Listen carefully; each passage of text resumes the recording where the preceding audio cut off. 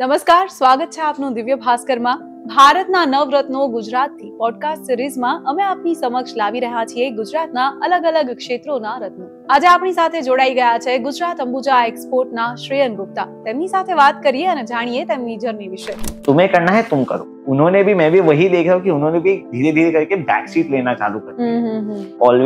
Always move ahead, never give up. तो आपको fall back के लिए भी रेडी होना पड़ेगा एंड आपको अपना डायरेक्शन चेंज करने के लिए भी रेडी होना. मैं कोई डिसीजन लेता हूँ, मेरे डैड भी हमेशा ट्राई करते हैं उसको सपोर्ट करने. आज again it is back to Adani, but ऐसा कोई इशू नहीं. अप्रोक्सीमेटली सेम टाइम पे सेम नाम रजिस्टर करवाया था. There already exist a brand Ambuja cement. बहुत कॉमन है. हमारी लेगेसी ओवर 40 इयर्स की है. हमारे रोज की जिंदगी में यूज होते हैं. सो अगर आप ये बुक देखेंगे, इसमें जो पेपर है वो स्टार्च के बिना नहीं बनता, विच is the edible oil division. हमारा पहला प्लांट जो हिम्मतनगर में लगा था. Welcome sir. सबसे पहले तो हम जानना चाहेंगे कि आपकी ये जो कंपनी है उसके बारे में कुछ बताइए. बिल्कुल, thank you so much. I am from Gujarat Ambuja exports limited. ये हमारी फैमिली बिजनेस कंपनी है. हमारी लेगेसी ओवर 40 इयर्स की है. हम अहमदाबाद में भी shifted in 1986 and since then हम अहमदाबाद में ही वी हैव स्टार्टेड एक्सपेंडिंग. हमारी बिजनेस के 3 मेन वर्टिकल्स हैं. सबसे पहला तो मेस प्रोसेसिंग डिवीजन है, जिसमें हम मेस से सारे speciality chemicals, biochemicals, feed ingredients बनाते हैं जो हमारे रोज की जिंदगी में यूज होते हैं. सो अगर आप ये बुक देखेंगे, इसमें जो पेपर है वो स्टार्च के बिना नहीं बन सकता. आप जो बिस्किट खाते हैं या कोई कैंडी खाते हैं वो लिक्विड ग्लूकोज के बिना नहीं बन सकता, विच इज अ स्वीटनर. आप जो ग्लूकॉन डी पीते हैं या कोई भी एनर्जी ड्रिंक पीते हैं उसमें डेक्सट्रोज पाउडर लगता है. आप जो हॉस्पिटल में जाके वो नहीं कहते कि ग्लूकोज चढ़ा रहे हैं, सो जो आईवी होता है दैट इज डेक्सट्रोज एनहाइड्रस. आप जो सुबह टूथपेस्ट करते हैं या ब्रश करते हैं व्हाटएवर, उसमें 50% कंपोनेंट इज सॉर्बिटॉल. अब ये सारे जो प्रोडक्ट्स है it is made from one wonder grain जो हम कहते हैं, विच इज कॉर्न. एंड इसको अगर हम थोड़ा टेक्निकल टर्म में बात करें तो it is called corn deep processing.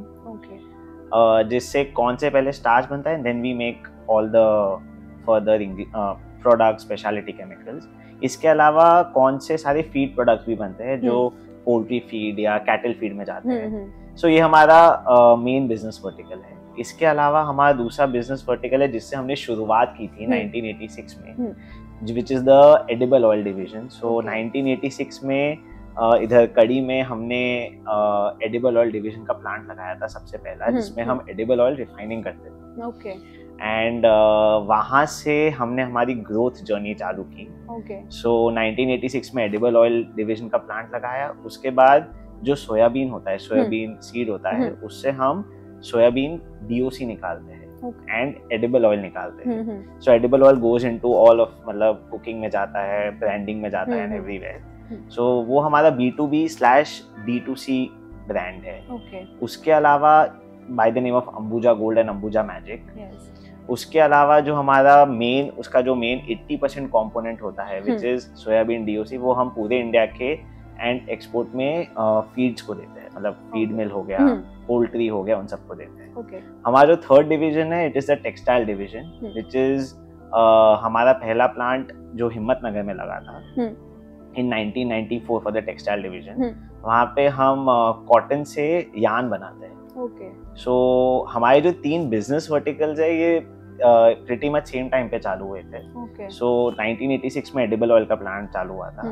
Mess processing और जो कॉटन का प्लांट है वो 1994 में साथ में चालू हुआ था. Both in Gujarat, one in कड़ी एंड वन इन हिम्मतनगर. उसके बाद आज अगर हम बात करें तो हमारे पास 10 लोकेशंस हैं, जिसमें इन अबाउट 7 स्टेट्स. हर जगह हमारा फोकस यही रहता है कि हम कैसे हमारी एफिशिएंसी मैक्सिमाइज करें, हम रॉ मटेरियल के पास हो, मार्केट के भी पास हो.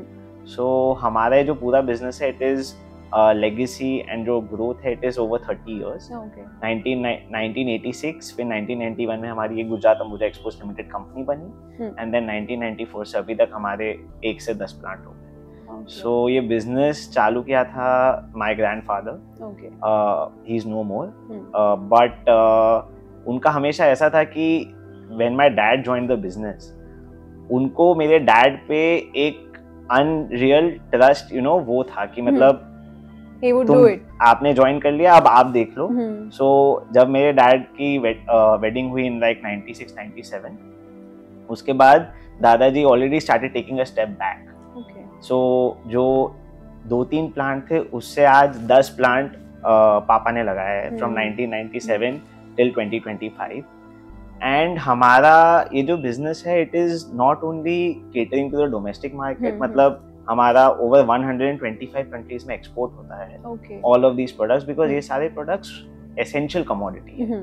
इसके बिना हमारी डेली लाइफ चल नहीं सकती, इसके बिना हमारा रूटीन कंप्लीट नहीं हो सकता। And all of these somewhere और द अदर हम रोज इन प्रोडक्ट्स से फेमिलियराइज होते हैं।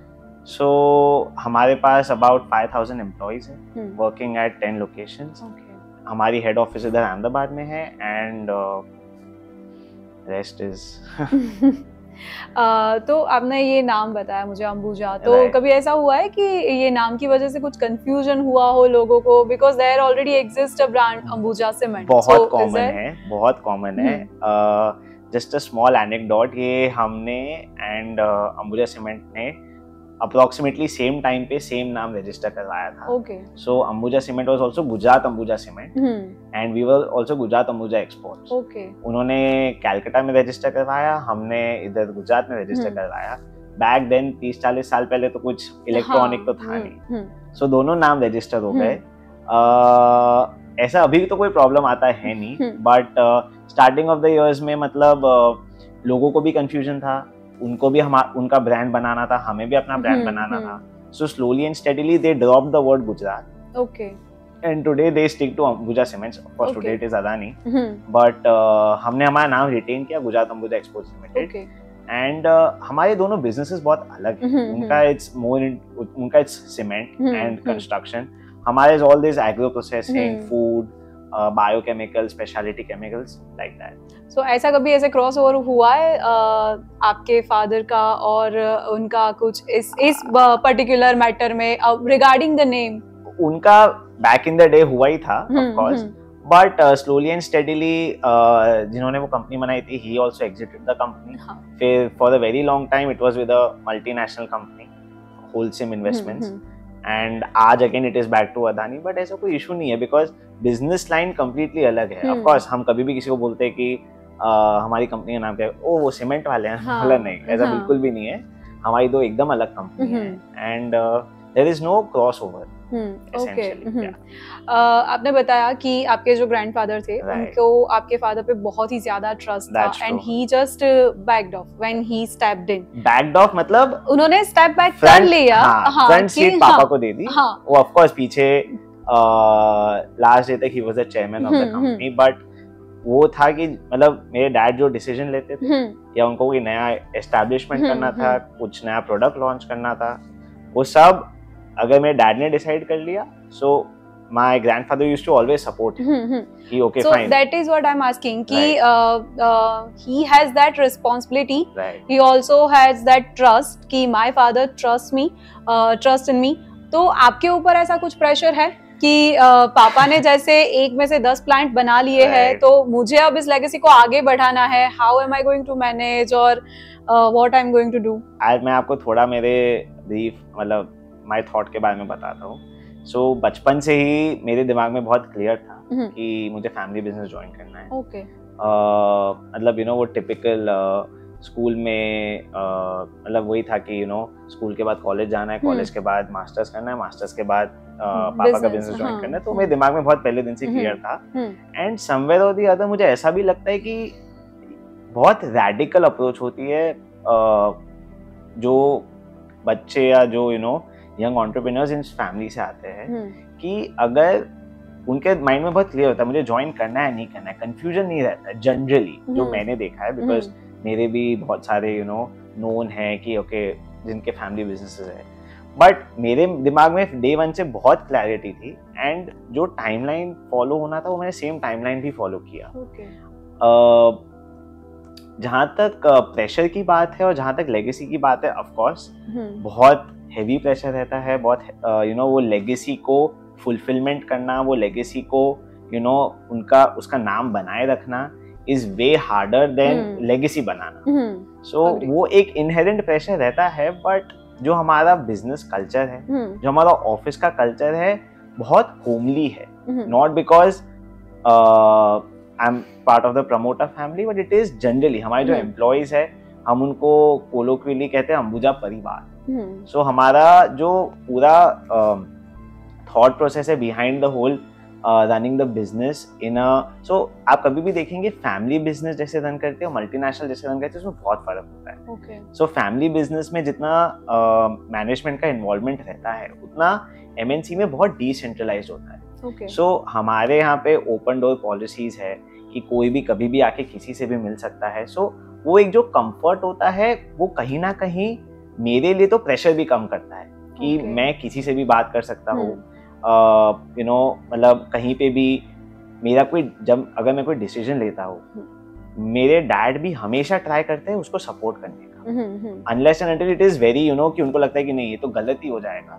अपार्ट फ्रॉम दैट गलतियां करने देते हैं, गलतियों से सीखने देते हैं, जो बहुत बड़ा प्रेशर रिलीफ है। अगर आप देखेंगे कि अगर बहुत सारी जगह क्या होता है कि बिजनेस प्रेशर डेवलप क्यों होता है, बिकॉज अगर आपने कभी कोई गलती कर दी तो आपको उसके रेपरकशंस आपको तो फेस करने ही है, बट अगर आपके ऊपर वो रेपरकशंस का अगर कोई गलत इम्पैक्ट है, सो अगर आपको उसकी तरफ आपके फैमिली की तरफ से प्रेशर आ रहा है कि यार तुमने कैसे कर दिया, जिससे ये गलत है या ऐसा मत करो, और उसका कोई बैड हर बिजनेस फैमिलीज में होता है, वो हमारे यहाँ पे बिल्कुल भी नहीं है। सो वो एक बहुत बड़ा रिलीफ है, and that is where I feel कि I am extremely lucky, because मेरे घर पे भी it is a very open type of culture है। लाइक मेरे पेरेंट्स के साथ भी I can talk anything, I have a sister, we all talk about all our life issues, and it is a very cool and calm environment. अब जब घर पे ऐसा एनवायरनमेंट है तो काम पे ऑटोमेटिकली वो शिफ्ट हो जाता है। So that is a very big pressure relief, and मुझे तो ऐसा लगता है कि अगर नेक्स्ट जनरेशन को आगे बढ़ना है, सो उनको वो एक इनहेरेंट फ्रीडम देनी ही पड़ेगी। जब तक वो गलती नहीं करेंगे, वो आगे कैसे बढ़ेंगे? तो अगर आपने एक सेट पैटर्न डिफाइन कर दिया कि तुम्हें ऐसे ऐसे ऐसे ऐसे ऐसे ही करना है, तो फिर वो सीखेगा कब, राइट? तो unless and until you make a mistake, unless and until you learn how to solve the mistake, मुझे तो ऐसा लगता है कि it is very difficult for the other person to move ahead. तो मुझे तो ऐसा लगता है। तो कभी ऐसा हुआ कि क्योंकि आप थर्ड जनरेशन है आपके बिजनेस में, तो जनरेशन गैप की वजह से कोई difference in thoughts, difference in making decision और अबाउट बिजनेस, ऐसा कोई क्लैश है, ऐसा कुछ हुआ है कभी? होता है, बट बहुत मतलब मेरे डैड एक बहुत रैडिकल थॉट के इंसान है। मतलब वो हमेशा से बहुत ओपन माइंडेड है। लाइक न्यू सिस्टम्स को अडॉप्ट करना, न्यू टेक्नोलॉजीज को अडॉप्ट करना, and to keep up not only with the current time but to be ahead of the current time. मतलब जो समय के आगे रहने वाली सोच है, वो मेरे पापा में बहुत ज्यादा है। तो जब वैसा रहता है तो उन्होंने मुझे भी वैसे ही वैल्यूज दिए हैं, वैसे ही ग्रूम किया है कि अगर तुम समय के आगे नहीं रहे तो तुम पीछे रह जाओ। Essentially you don't have to be with the time, you have to be ahead of the time. So जब वो सोच आ जाती है तो पापा भी उसी हिसाब से सोचते हैं, एंड जब पापा उस हिसाब से सोचते हैं तो वो डिफरेंसेस बहुत मिनिमल हो जाते हैं। मतलब बहुत छोटी छोटी चीज का डिफरेंस रह जाता है। There is not a very difference कोई बड़ी चीज में। So difference of opinion of course कोई भी रिलेशनशिप, कोई भी बिजनेस एनवायरनमेंट में होता ही है, बट वो डिफरेंस ऑफ ओपिनियन कितना बड़ा है और क्या स्केल पे है और कौन उसको रिजॉल्व करता है, वो बहुत इंपॉर्टेंट है। सो मेरे और मेरे पापा के रिलेशन में तो ऐसा बहुत क्लियर है कि मतलब टचवुड बहुत कम डिफरेंस ऑफ ओपिनियन रहता है। हम जनरली सेम रास्ते पे ही सोचते हैं। सो उनके जो वर्किंग स्टाइल्स थे, जब उन्होंने टेक ओवर किया होगा, जब उन्होंने स्टेप इन किया होगा, जैसे आप बोल रहे हो, और आपने जब स्टेप इन किया, तो इज देयर एनी थिंग कि जो आपने नोटिस किया हो कि मुझे इस तरह से नहीं, मुझे इस तरह से अपनी कंपनी को आगे ले जाना है, ऐसा कुछ अगर एक दो चीज हो? मैं बताता हूँ। सो जब पापा ने स्टेप इन किया था, आई मीन ऑफ कोर्स मैं उस टाइम पे तो नहीं था, बट जो मैं उनसे सुनता हूँ कि उनको, जैसे मैंने पहले भी बताया, उनको मेरे ग्रैंडफादर का बहुत हार्ड सपोर्ट था कि अगर तुम्हें कुछ नया करना है you can do with the business, but एक चीज ध्यान रखना कि ये कंपनी है, ये हमारी है। सो अगर जब वो थॉट आ जाता है, जब वो अटैचमेंट आ जाता है, तो आपका थॉट ही बदल जाता है। क्योंकि काफी जगह क्या होता है कि आपको फोर्स किया जाता है कि नहीं तुम फैमिली बिजनेस ही ज्वाइन करो, राइट? मेरे साथ तो वैसा नहीं था। लाइक मेरे मॉम ने भी, मेरे मॉम डैड दोनों ने बोला कि अगर तेरे को कुछ और करना है you are very free to do, मतलब ऐसा कुछ भी नहीं है। बट मैंने डे 1 पे ही डिसाइड कर लिया था कि नहीं, the day I come back from graduation I have to join the family business. Okay, तो आपने सीधा यही स्टार्ट किया? You never worked anything else? और नहीं, so I graduated from school in 2018। I was in DPS Bhopal. उसके बाद 2018 में मैं यूके चला गया and joined University of Warwick Business School। वहाँ पे 3 साल अंडर ग्रेजुएशन की डिग्री की। उसके बाद I came back in 2021 and within 10 days I started office। Okay। Thankfully मेरे पास जब मैं छुट्टियों में आता था या जब वो नहीं होता कि 12th के बाद क्या करना है, वो 12th और कॉलेज के बीच का एक लंबा टाइम होता है, उसमें मैंने ऑफिस जाना चालू कर दिया था। ओके, सो यू नो कि just to get a hang कि यार क्या होता है बिजनेस में, क्या बिजनेस है। ऑल्दो बचपन से पता ही था कि क्या कर रहे हैं, क्योंकि घर पे भी बातें होती रहती थी कि ये प्लांट लग रहा है, ये प्रोडक्ट बनाते हैं, दिस एंड दैट। बट जो निटी ग्रिटीज होती है वो 2018 से ही मैंने थोड़ा थोड़ा सीखना चालू कर दिया था। बट जो फुल टाइम, यू नो, वो टिपिकल 9 to 7 या 10 to 8 वाला जो टाइम होता है, वो full time dedication of course after college चालू किया, सो 2021 में। सो अभी 4 साल हो गए हैं एंड मुझे तो ऐसा लगता है कि यू नो जो जर्नी है वो बहुत हद तक मेरे पेरेंट्स के ओपननेस और उनका जो फॉरवर्ड लुकिंग अप्रोच है कि ठीक है जो हो गया सो हो गया, आगे बढ़ो, वो थॉट प्रोसेस ने मुझे बहुत मोटिवेट किया है। ओके, तो since you were very new कि जैसे आपने अपना कॉलेज खत्म किया and you started going to office, तो तब कैसा लग रहा था? वर देयर एनी मोमेंट्स जहाँ पे आपने फील किया हो कि नहीं शायद मुझसे ये नहीं हो पाएगा, मैं इतना सब हैंडल नहीं कर पाऊंगा, ऐसे कोई? ओके, आज तक तो नहीं। मतलब थैंकफुली मुझे बिजनेस में डे 1 में ही इंटरेस्ट आ गया था। ओके, सो हमारा जो बिजनेस है बहुत डायनामिक है। मतलब रोज कुछ ना कुछ नया होता है। It's not like a standard business की ठीक है ऐसे ऐसे ऐसे ही होना है। रोज कुछ ना कुछ इनोवेशन लाना पड़ता है, रोज कुछ ना कुछ नया सोचना पड़ता है। सो वो जो एनर्जी डेवलप होती है to think new, to you know take the business ahead कि अब क्या नया, वो जो थॉट प्रोसेस है वो मेरे डैड में भी है और मेरे में भी है। तो जब मेरे में वो थॉट प्रोसेस आता तो मैं डैड उसको बहुत हेविली प्रमोट करते कि ठीक है वो नई चीज है, तुम्हें करना चाहिए। उन्होंने कभी भी रोका नहीं कि नहीं ये नहीं करते। सो वो जो पुश मिलता है ना, वो पुश सिर्फ पुश नहीं है, वो एक मोटिवेशन है। कि मोटिवेशन है रोज सुबह काम पे जाने का, छुट्टी नहीं लेने का। क्योंकि काफी फैमिली बिजनेसेस में ये भी होता है कि ठीक है आज ऑफिस नहीं जाते, यू नो, वो एक फ्रीडम रहती है। They have that liberty। हाँ, बट मेरे पास भी वो लिबर्टी है, बट मैंने कभी उसको यूज नहीं किया। बिकॉज मुझे ऑफिस जाने में बहुत मजा आता है। So because of the environment, because of everything, so I am motivated every day to go to office. रोज सुबह जब मैं उठता हूँ मुझे तो ऐसा लगता है कि यार थोड़ा जल्दी उठ के और जल्दी ऑफिस चले जाना चाहिए।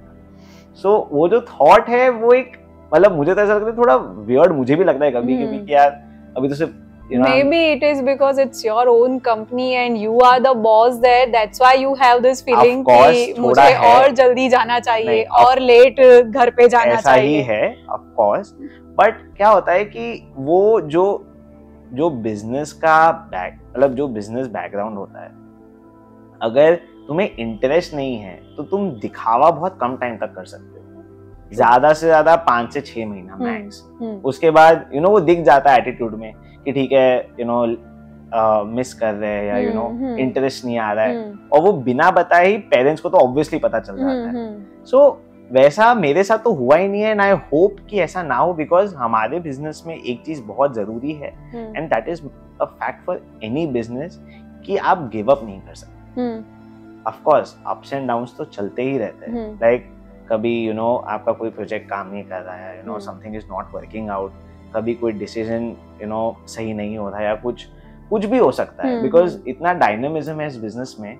सो अगर आप में कांस्टेंट मोटिवेशन नहीं है या कांस्टेंट वो विल नहीं है आगे बढ़ने की, so it's not possible. So वो आई डोंट नो, वो इनहेरेंट है, मेरे डैड से मिला है मेरे को, I have no idea, but वो डे वन से ही है कि ठीक है आज अगर कुछ खराब हो गया कल उसको ठीक तो करना ही है, फिर आगे सोचेंगे.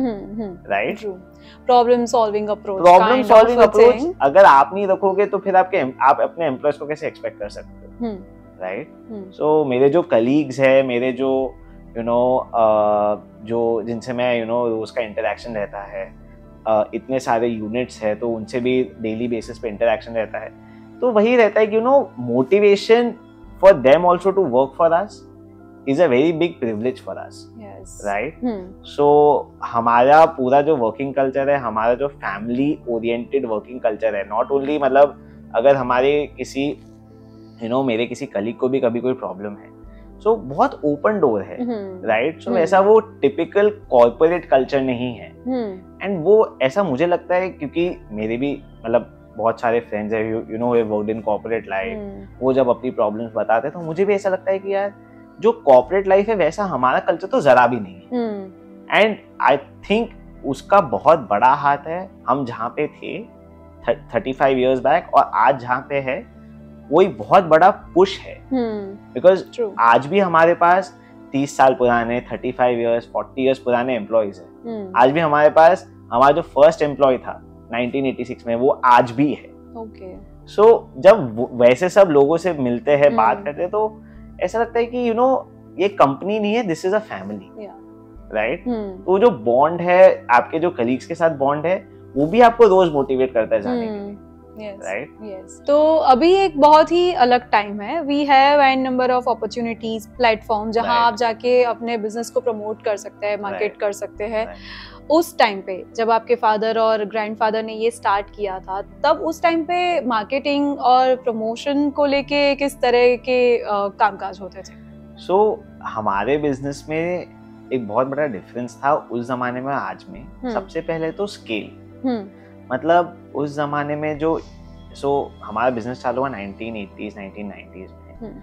उस टाइम पे इंडिया भी एक ऐसे दौर से गुजर रहा था जब वो एक जस्ट लिबरलाइज्ड इकोनॉमी हुई थी. 1991 में जब हमारा लिबरलाइजेशन स्कीम आया था तो एक बहुत बड़ा बिजनेस बूम भी आया था. बिकॉज जब हमारी इकोनॉमी ओपन अप हुई, इंपोर्ट एक्सपोर्ट में बहुत सारे रिलीज हो गए. सो उस टाइम पे मार्केटिंग का तो ऐसा था कि मार्केटिंग के लिए कोई ना कोई वो था, it was just word of mouth. And अगर हम आज देखें, आज से कंपेयर्ड में उस टाइम में इंडस्ट्रीज भी बहुत कम थी. अगर आप 30 साल में जो इंडिया में इंडस्ट्रियल बूम भी आया है, इट इज फिनोमिनल. सो उस टाइम पे इंडस्ट्रीज भी बहुत कम थी, बट जो इंडस्ट्रीज थी वो लोगों को पता था. एंड हमें मार्केटिंग का इतना कभी नीड नहीं पड़ा, बिकॉज हमारा जो 70 to 80% बिजनेस डे वन से है, इट इज B2B. ओके. सो हमारे कस्टमर्स लिमिटेड है एंड हमारे कस्टमर्स इंडस्ट्रियल कस्टमर्स है जिनको मतलब रेगुलर रूटीन मार्केटिंग नहीं चाहिए. बट अगर हम आज देखें, आज B2B में भी marketing is such an important role because the world has grown so much. So हर जगह कोई प्रोडक्ट की नई नीड डेवलप हो रही है, नया यूज डेवलप हो रहा है. सो आज के दिन में हम ट्रेड फेयर्स हो गए, ऑनलाइन प्लेटफॉर्म्स हो गया, वेबसाइट्स, जो लिंक्डइन, जिसे LinkedIn is also a big support for B2B business. ये सारे प्लेटफॉर्म्स हम रिलाय करते हैं बिकॉज यहाँ पे हमारा टारगेट ऑडियंस आता है. अगर आप जो रेगुलर मार्केटिंग की बात करें, होर्डिंग्स हो गए, टीवी एडवर्टाइजमेंट्स हो गए, रेडियो एडवर्टाइजमेंट्स हो गए, वो हमारे बिजनेस के लिए बहुत माइन्यूट टारगेट ऑडियंस है बिकॉज हमारा B2B है. हमारा जो D2C ब्रांड है अंबुजा गोल्ड, उसमें ऑफ कोर्स मार्केटिंग लगती है, बट वो it is more focused on rural markets. So जो Tier 2 Tier 3 सिटीज हो गए, हमारा ब्रांड वहाँ पे बहुत फेमस है, नॉट इन Tier 1 सिटीज. सो वहाँ पे तो ऑफ कोर्स जो रूटीन मार्केटिंग होती है, होर्डिंग्स हो गए, हम वो भी करते हैं एडवर्टाइजमेंट्स वो सब, but it is in tier 2 cities. तो आपको विजिबिलिटी जो हम मेट्रोज या सेमी मेट्रो सिटीज में बात करते हैं, हमारे ब्रांड की उतनी नहीं आएगी, बिकॉज हमारा 70 to 80% business is very B2B focused. So हमारे जो मटेरियल बनता है, it is raw material for the finish product. So अगर आप देखें तो बिस्किट की मार्केटिंग बहुत होती है, टूथपेस्ट की मार्केटिंग बहुत होती है, बट वो सब प्रोडक्ट्स हमारे इंग्रेडिएंट्स के बिना नहीं बन सकते। सो मार्केटिंग उस टाइम में आज में तो बहुत फर्क है, बहुत एक पुश भी मिलता है जो हम हमारे दूसरे alternate options of marketing and establishing our presence, मतलब हमारी विजिबिलिटी जो दिखनी चाहिए। सो तरीके बहुत बदल गए हैं, पर उसके साथ साथ स्केल भी बदल गया है। मतलब just to give you a rough number, 1994 में जब हमने हमारा पहला मेज प्रोसेसिंग यूनिट लगाया था, उसकी कैपेसिटी 100 टन्स पर डे की थी। आज हमारी कैपेसिटी 5000 टन्स पर डे की है। सो ऐसा तो नहीं हो सकता कि हमने कोई एग्जिस्टिंग मार्केट कैप्चर कर लिया। मार्केट भी पिछले 35 सालों में बहुत बड़ा है, हमारे प्रोडक्ट के यूजेस भी बहुत बढ़ गए हैं। सो दैट्स व्हाई हमें वो जो स्केलेबिलिटी मिली है, it is not only because of our capacity expansion, but also because कि मार्केट ने हमारे प्रोडक्ट को एक्सेप्ट किया है, मार्केट ने उसके यूजेस निकाले हैं, मार्केट ने ये देखा कि नहीं, this is a sustainable solution for long term. तो जब ये सब फैक्टर्स आ जाते हैं, ये हमारे पुश में बहुत काम किया, लाइक हमारे ग्रोथ जर्नी में ये सब चीजों ने बहुत हेल्प की। बिकॉज बहुत कम इंडस्ट्रीज होती है जिसको इतने कम टाइम में इतना बड़ा पुश मिलता है। लाइक जो regular brick and motor industries होती है, ऑटो इंडस्ट्री हो गई, सीमेंट, स्टील, वो सब इंडस्ट्रीज का मार्केट डे 1 से है, बट उसके यूजेस भी लिमिटेड है। हमारे प्रोडक्ट्स बहुत नई नई जगह जाते हैं, जिसका हमें भी अभी पूरा वो नहीं पता। एंड हमारे products are raw material for lot of other B2B finish products, that is also very important. So अगर हमारे काफी ऐसे प्रोडक्ट्स हैं जो किसी और प्रोडक्ट के रॉ मटेरियल हैं, तो जब वो एस्पेक्ट आ जाता है बीच में, तो ऑफ कोर्स यूजेस बढ़े हैं एंड कस्टमर्स बढ़े हैं, कस्टमर नॉलेज भी बढ़ा है ऑफ कोर्स। बिकॉज पहले तो क्या था कि China was a global supplier, मतलब चाइना के अलावा कोई था नहीं। आज चाइना +1 पॉलिसी पे जितना इंडिया ने ग्रो किया है is extremely valuable for the Indian businesses. Because आज दुनिया को क्या लगा है कि चाइना में जो अनसर्टेनिटी कभी भी आ जाती है, स्पेशली आफ्टर कोविड। तो कोविड में चाइना की जब इकोनॉमी ने एक्सपोर्ट पे इम्पैक्ट आया उनका, तब जो वेस्टर्न वर्ल्ड था उनको ये समझ आया कि यार हम सिर्फ चाइना पे डिपेंडेंट नहीं हो सकते। तो चाइना के अलावा मैन्युफैक्चरिंग कैपेबिलिटीज कहाँ हो सकती है, जहाँ पे there is labour man power availability, जहाँ पे there is natural resource availability, and the only alternate option is India at a cheaper cost. Yes. So वो एक factor is a very big boost to the local businesses and also to our business to a very big extent. Yes. तो हमने भी trade fears में हमारा presence बनाया है, सारे जो एक्सपोज होते हैं, इंटरनेशनल ट्रेड फेयर्स होते हैं, वेस्ट में होते हैं, देयर इज गल्फ फूड है दुबई में। So at all those places our presence is very critical to prove कि India is there, Indian suppliers are there, right? आपको अगर सिर्फ चाइना पे डिपेंड होना है मत हो। So of course times have changed. तो बहुत सारा ग्रोथ हुआ है in 40 years, over 40 years your family have been in this business. Right. So was there any time period or was there any situation where you have to rise back and where there was a fall or some difficult situation in the business? Right. So my grandfather came to Ahmedabad from Bihar. Okay. With a very small amount of 25 lakhs in 1984. Okay. Today उन्होंने he separated out from his family and जब वो अहमदाबाद आए, उनको अहमदाबाद का जो culture है, working culture है, उनको बहुत इम्प्रेस कर गया कि यहाँ पे लोगों को सिर्फ बिजनेस करना है, एंड दैट इज द मुझे तो ऐसा लगता है कि वो अहमदाबाद की खासियत है कि जो गुजरात में बिजनेस एनवायरनमेंट है बहुत कम जगह और है कि यहाँ पे सबको बिजनेस में बहुत इंटरेस्ट है। सो 1986 में जब हमने वो उस पैसों से जब पहला प्लांट लगाया था, किसी को नहीं पता था कि आज हम यहाँ होंगे। किसी को ये भी नहीं पता था कि 1994 में हम हमारा बिजनेस का पिवट कर लेंगे। सो एडिबल ऑयल रिफाइनिंग से स्टार्च प्लांट लगाने का क्या लॉजिक है? There is no logic. But मेरे ग्रैंडफादर को हमेशा से था कि नहीं, एक बिजनेस वर्टिकल पे बिजनेस डिपेंड नहीं हो सकता। ओके। सो उन्होंने एक बिजनेस वर्टिकल तो था ही, उसके साथ 2 और बिजनेस वर्टिकल चालू किए। अनफॉर्चुनेटली जो टेक्सटाइल का बिजनेस था वो हमारा 2002-03 के बाद it saw downfall because lot of players आ गए एंड वहां से हमें भी ऐसा लगा कि नहीं, टेक्सटाइल विल बी सो 10 साल textile was our bread and butter. But उसके बाद हमें भी लगा कि नहीं, 2004 में हमने हमारी एक सब्सिडरी कंपनी चालू की थी श्रीलंका में for edible oil refining. And तब हमें ये भी लगा कि हम टेक्सटाइल में ग्रोथ करने से बेटर है जिसमें कम प्लेयर्स है, which is a niche market, हम उसमें हमारा प्रेजेंस बढ़ाना चाहते हैं। So at that time it was a starch business.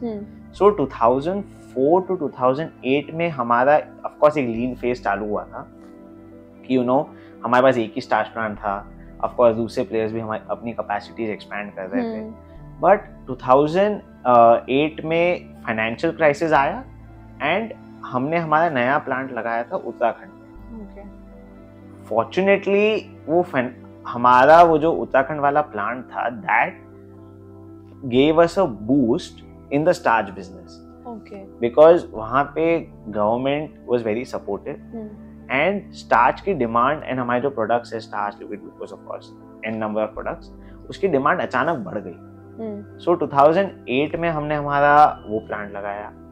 हमने साथ साथ हमारा जो सॉल्वेंट एक्सट्रैक्शन है उसकी कैपेसिटीज भी हम रैंप अप करते गए। So today we are the 3rd largest solvent extraction company in India. We are the largest corn processing company, corn wet milling. इसका technical term is corn wet milling. Corn wet milling और corn deep processing, आप वैसा समझिए। हमारा we are the largest in Asia outside China in terms of capacity. we are largest not only in the milling capacity but also in all of the value added products, right? So we enjoy 35% market share in the main capacity and roughly 40 to 60% depending on each individual product. So हमारी capacity ramp up, so 2008 के बाद हम रुके नहीं। So 2008 तक ऐसा लगा कि यार now what next? So उसके बाद हम रुके नहीं। We started ramping up capacities in the starch business along with हमने सिर्फ स्टार्च की कैपेसिटी नहीं बढ़ाई, हमने साथ साथ जितने भी वैल्यू एडेड प्रोडक्ट्स है जो मैंने आपको भी एग्जांपल्स दिए, ग्लूकोज, सॉर्बिटॉल, डेक्सट्रोज, उन सब की भी कैपेसिटीज बढ़ाते गए सो दैट हमारे पास एक एंड टू एंड सोल्यूशन रहे और एवरी B2B कस्टमर, आज कोई भी बिजनेस है उसको जो अपना मेन बिजनेस है उसको उस पे फोकस करना है। सो उसके बिजनेस में अगर कोई रॉ मटेरियल्स लगते हैं, अगर कोई एक कंपनी उसको सपोज 5 चीजें लगती है, कोई एक कंपनी उसको 5 चीजें दे या उसको 5 अलग अलग कंपनियों से लेना पड़े, it is always better that one company gives 5 things. So वो भी हमारे फेवर में बहुत काम किया कि to be an end to end ingredient solution. And after that 2012 में हमने हमारा कर्नाटका प्लांट लगाया, 2016 में हमने हमारा महाराष्ट्र वाला प्लांट लगाया, 2022 में वेस्ट बंगाल में जाके प्लांट लगाया in a district called Malda, and then today we are ramping up our capacity in Uttarakhand. So जो हमारा 2008 वाला प्लांट था उसमें हमने जिस कैपेसिटी पे हमने जो चालू किया था आज उसकी कैपेसिटी 6 times है। Okay. So then अभी हमारा जो मेन 1994 में जो हमने हिम्मतनगर में स्टार्च प्लांट लगाया था उधर कैपेसिटी एक्सपेंशन चल रहा है। एंड इसके साथ साथ अगर हम आगे की बात करें सो we have decided to move ahead in the fermentation business. Okay. So fermentation is not ethanol or ENA. It is specialty chemical fermentation. Okay. Which again हमारे जो तीन मेन कस्टमर्स है, food, pharma, feed. Food business, फार्मास and feed business, उनको ही cater करना चाहते हैं। सो हम हमारा बेसिकली प्रोडक्ट बास्केट बड़ा कर रहे हैं with heavy investments in the fermentation business because it is high capex businesses. So जब हमने हमारा backward integration strong कर लिया, उसके बाद हमने decide किया कि नहीं, चलो अब आगे बढ़ते हैं। Let's start off with fermentation business कि अब आगे के 20 साल है, वो हमें अगर sustain करना है and हमें market leader बनना है, तो हमें product basket expand करना पड़ेगा। तो वही सोच के साथ हम आज आगे बढ़ रहे हैं। फर्मेंटेशन प्रोडक्ट्स ला रहे हैं इंडिया में, मेक इन इंडिया कर रहे हैं, ऐसे फर्मेंटेशन प्रोडक्ट्स ला रहे हैं जो इंडिया में नहीं बनते। सो वो अगेन गोइंग बैक टू हमारा फर्स्ट कॉन्वर्सेशन कि आगे क्या, एंड जो टाइम के आगे रहने की सोच है, वही सबसे हम ये सब चीजें डेवलप कर रहे हैं। सो ये एक बहुत बड़ा मोटिवेटिंग फैक्टर भी है, जैसे मैंने कहा। And my father has always said कि नहीं, तुम ये देखो, मतलब मैं अभी हमारा जो बिजनेस है वो देख रहा हूँ, आगे के एक्सपेंशन है, आगे के ग्रोथ है, तुम्हें करना है, तुम करो। सो उन्होंने भी, मैं भी वही देख रहा हूँ कि उन्होंने भी धीरे धीरे करके बैक सीट लेना चालू कर दिया। एंड आई मीन, मुझे तो ऐसा लगता है कि I am very fortunate to have such kind of an environment कि इतना फ्री एनवायरनमेंट रहे, इतना ओपन एनवायरनमेंट रहे, उसी की वजह से रोज मोटिवेशन भी आता है एंड ग्रोथ के लिए सोच भी चालू होती है। Yes, definitely. आजकल जैसे मार्केट में सिचुएशन बन रही है, बहुत सारे लोग ऐसे हैं, be it youngsters or the one who are already working with corporates and having jobs, they all are thinking about starting their own businesses, going into startups. तो आप उन लोगों के लिए क्या एडवाइस या क्या सजेशंस देना चाहोगे? देखिए, ये I am too young to give an advice. But you are already leading your family business, and you would be the best suitable example for them also. So of course I am too young to give an advice, but मैं तो हमेशा से एक ही चीज मानता हूँ कि पहली बात तो जो आपको करना है आप वो करो, but be ready for a fallback, right? तो पहली बात तो आप अपना सारा टाइम कोई एक चीज में अगर इन्वेस्ट करोगे, अगर वो नहीं चला तो आपको फॉल बैक के लिए भी रेडी होना पड़ेगा एंड आपको अपना डायरेक्शन चेंज करने के लिए भी रेडी होना पड़ेगा। सो आप डीमोटिवेट नहीं हो सकते। एंड उसी से मेरा सेकंड पॉइंट आता है कि always always always move ahead, never give up, because आज का जो बिजनेस सिनेरियो है, कंपटीशन इतना बढ़ गया है, लोगों में जो यंग नेक्स्ट जेन है, मतलब जो इतना यंग एजुकेटेड स्टूडेंट्स कॉलेज से निकल रहे हैं, जॉब्स कर रहे हैं, सबको आज स्टार्टअप करना है। बट उनको ये भी पता होना चाहिए कि 99.9% startups fail and you have to be ready to pivot in a direction which you can sustain. So वो कर रहा है तो मैं भी कर लेता हूँ, वो थॉट प्रोसेस बहुत मुश्किल है। तो नेक्स्ट जेन या यंग जनरेशन के लिए एक ही चीज है कि अगर आपको आगे बढ़ना है तो आप गिव अप नहीं कर सकते, never give up. That is one main advice अगर आप वो कहे तो फॉर द यंग पीपल कि जो आप काम कर रहे हो आपको सही लगता है इसलिए आप कर रहे हो, बट अगर मार्केट ने उसको एक्सेप्ट नहीं किया, सो आपको राइट टाइम पे डिसीजन लेना पड़ेगा कि this is not working and आप अपना डायरेक्शन चेंज कर लो। बिकॉज आगे चल के अगर आपने उसी चीज को लंबा खींचा तो आपको ही प्रॉब्लम होगी। क्योंकि कई बार ऐसा होता है कि आइडियाज पेपर पे बहुत अच्छे लगते हैं, मतलब $1 बिलियन आइडियाज लगते हैं, पर जब आप एक्चुअली उसको इम्प्लीमेंट करने जाओ आपको ऐसी प्रॉब्लम्स पता चलती है जो आपने कभी सोची भी नहीं थी। सो वही एक्सपीरियंस है and that is what teaches you. So मेरे लिए तो बस इतना ही है कि नेवर गिव अप। અમારી આ ખાસ સિરીઝમાં અત્યારે બસ આટલું જ। આપ જોડાયેલા રહો દિવ્ય ભાસ્કર સાથે।